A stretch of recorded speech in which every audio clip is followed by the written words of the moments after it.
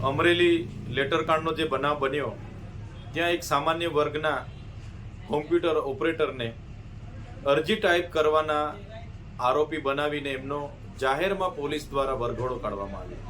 ત્યારે આ ગુજરાતની સરકાર, ગૃહમંત્રી અને એમની પોલીસના આ બુદ્ધિના પ્રદર્શનનો અમે સખત શબ્દોમાં વિરોધ કરીએ છીએ। આ દીકરી એના પરિવાર સાથે અમે છે। સાથે ગત રોજના સુરત ખાતે અમારી મહિલા કોર્પોરેટરો અને ત્યાંના આગેવાનોએ આ પાયલબેનના વરઘોડાનો વિરોધ નોંધાવ્યો।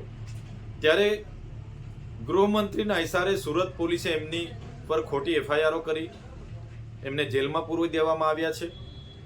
ત્યારે અમે ગૃહમંત્રીને કહેવા માંગીએ છીએ, ખોટી શોબાજી કરવાના બદલે, ખોટી શેખીઓ મારવાના બદલે જે ગુજરાતમાં નકલી પીએમઓ સીએમઓ અધિકારીઓ પકડાય છે, નકલી જજ પકડાય છે, નકલી કચેરીઓ, નકલી કોલેજો, નકલી શાળાઓ પકડાય છે, એમના પર તમે ક્યારે કાર્યવાહી કરવાના છો?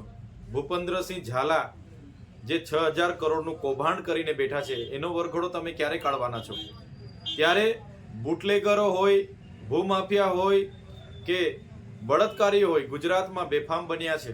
મહિલાઓ સુરક્ષિત નથી, બાળકીઓ સુરક્ષિત નથી, અને આવી દીકરી જે કોમ્પ્યુટર ઓપરેટર હતી એનો વરઘોડો કાઢીને આ નમાલી સરકાર, નમાલા ગૃહમંત્રી શું સાબિત કરવા માંગે છે?